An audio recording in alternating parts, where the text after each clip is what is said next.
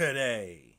This Saturday, the UFC makes its return to the octagon in Saudi Arabia, where in the main event, former middleweight champion of the world, Israel Adesanya, will step in the octagon with Imavov. Also, in the co-main event, Shira Bullet steps in the octagon with Michael Venom Page. Can Shira Bullet win? Can MVP derail the Bullet train? And if the Bullet wins, will there finally be a fight between him and Adesanya? All of this and more on today's episode of Matter of Fact MMA. What's up? What's happening? Let's go. What's up, guys? We right back at it. We right back with it. It's your boy Matt, and we are here to go over the latest offering from the UFC, second big card of the year, as and it's a fight night. But in the main event, you got Israel Adesanya. So, I mean, you can't really complain per se. I'm not an Adesanya fan, but you can't really complain. Main event, Israel Adesanya steps in the octagon with Nasruddin Imavov. Okay, so I think this is going to be a good fight. But it's an interesting fight when you think about Israel Adesanya's career up until this point.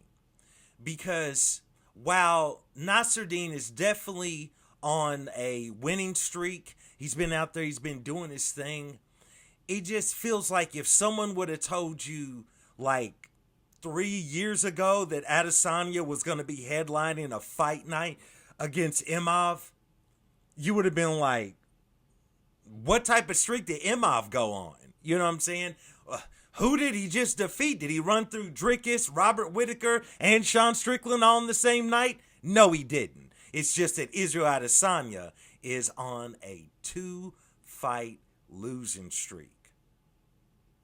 2-fight losing streak. And I don't know if you can just lose 2 fights and that be a streak, but the man's lost 2 fights in a row. One to Dricus du Plessis and one to Sean Strickland. And I feel like he's in a make or break point in his career. Now, what does that mean? Of course, they're never going to cut him.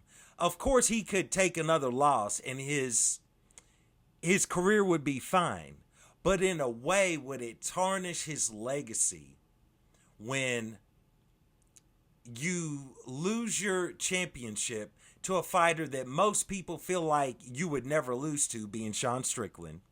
Then you step back in the octagon and what I have dubbed the battle for Africa against your African brother, Dricus du Plessis, in which he was the champion and you lost the rematch. Rematch for the title, that is. You lost that fight. And now you're not even on a pay-per-view. You're headlining a fight night. While it's kind of cool that's going down in Saudi Arabia, but you're headlining a fight night against Imavov.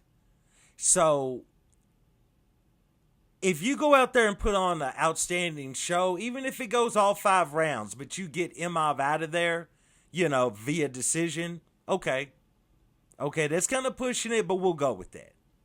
If you go out there and you literally run through Imavov, okay, that's what we should expect from pound for pound, maybe the second greatest middleweight of all time, until Dricus defends a few more times. But nevertheless, okay, we could definitely roll with that. But if he goes out there and he loses, whether it's via decision or a heaven forbid stoppage to Nasruddin, what does that say about Israel Adesanya? I mean, yeah, it doesn't take away all of his great wins in the past, but very, very interesting. Now, we gave grace to Anderson Silva, who started losing a lot at the end of his career. So, I would assume we would give the same grace to Izzy, although Izzy is a different character. And the reason why I began to dislike the man is why I think he wouldn't be given as much grace as a fighter like Anderson Silva, because he was just so unlikable outside of the octagon. You know what I'm saying? At first, to the layman, he seemed like the coolest dude in the world. unless you've ever been around cool people your entire, at some point in your raggedy life, you know what I'm saying? He realized this guy's kind of a joke outside of the octagon. Respect him inside the cage, outside the cage, not so much. And so, very, very interesting. Now he has turned a new leaf.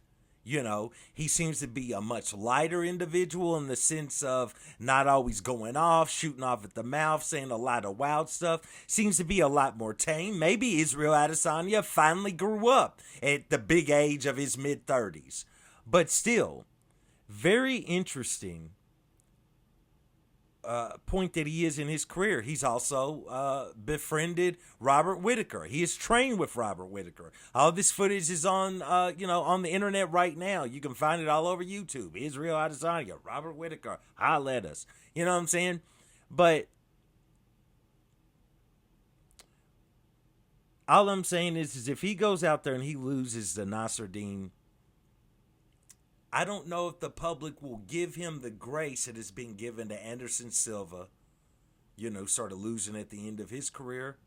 And I just don't know if he'll be given the grace that some of our other legends, Jose Aldo, a lot of the other legends where we've kind of given them the grace, we've kind of given them, a few losses, and we still cheer for them, we still love them.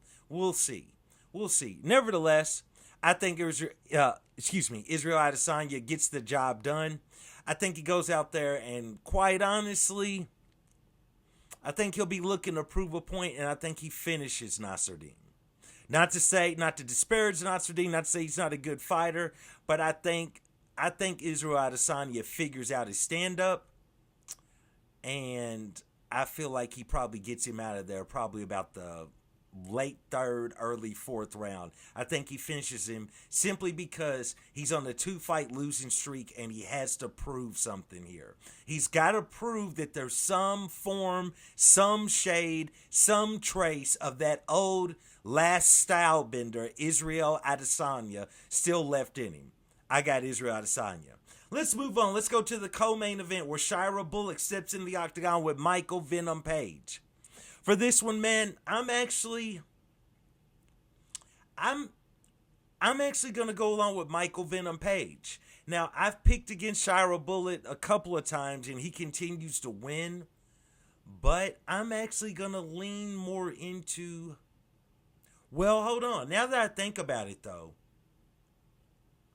Shira Bullock, the way he fights, I don't know if he'll really give MVP a chance to get it distance, to get it range, and really try to utilize his style.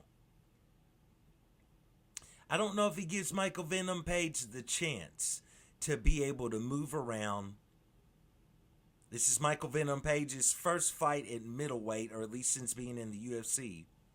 You know what? I was going to pick MVP. I'm actually going to go along with Shira. I'm not sure if Shira will actually allow Michael Venom Page to have the space to be able to move around the cage to utilize his usual offense of, the kind of like lunging side kicks, uses a few teep kicks, good leg kicks, but I feel like Shira Bullock might be a little bit better with the hands than MVP. MVP is good with a quick strike knockout with his hands. But Shira, he can put together some combinations. Not that MVP can't. And I don't know. I don't know if MVP's actually going to utilize any sort of tactics to try to get him to the ground like he did in the past when he fought Simtax, Paul Daly, I think.